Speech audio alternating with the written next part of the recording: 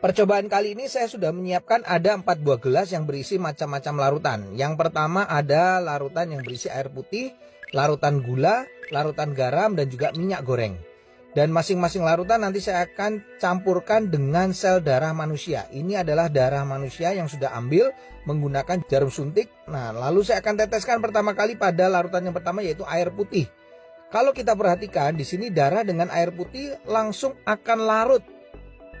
Bahkan ini saya siapkan ada batang pengaduk, saya akan aduk sampai dengan merata, dan di bagian batang pengaduknya pun juga tampak bersih, tidak ada darah yang menempel. Ini artinya darah dengan air dia akan terlarut sempurna. Lalu bagaimana dengan larutan gula? Saya akan teteskan darah pada larutan gula.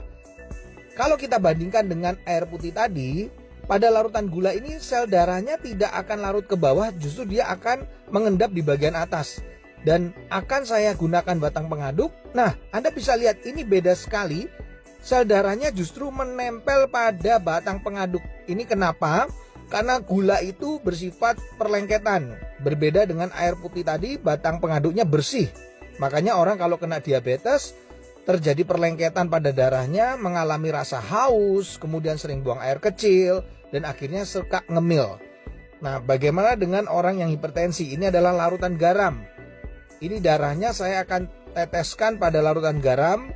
Lalu saya akan juga sama masukkan batang pengaduk. Dan ini berbeda dengan diabetes, di mana sel darah yang menempel pada batang pengaduknya tidak selengket pada gula, larutan gula. Tapi yang membedakan pada orang darah tinggi atau hipertensi yang terlalu sering makan asin-asin, ini kelihatan sel darah merahnya akan terurai, dia akan rusak, dia akan pecah. Makanya orang darah tinggi bisa mengalami pecah pembuluh darah.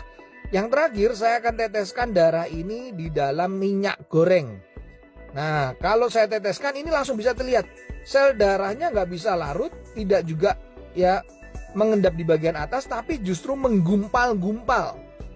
Ini membuktikan bahwa orang yang tinggi kolesterolnya akan mengakibatkan penggumpalan sel darah. Jadi sel darahnya akan menggumpal-gumpal, dan ini yang bisa menimbulkan penyumbatan pada pembuluh darah. Ini adalah percobaan sederhana yang saya lakukan dengan menggunakan 4 macam larutan yang berbeda. Semoga percobaan ini bisa menjadi inspirasi untuk kita agar tetap sehat.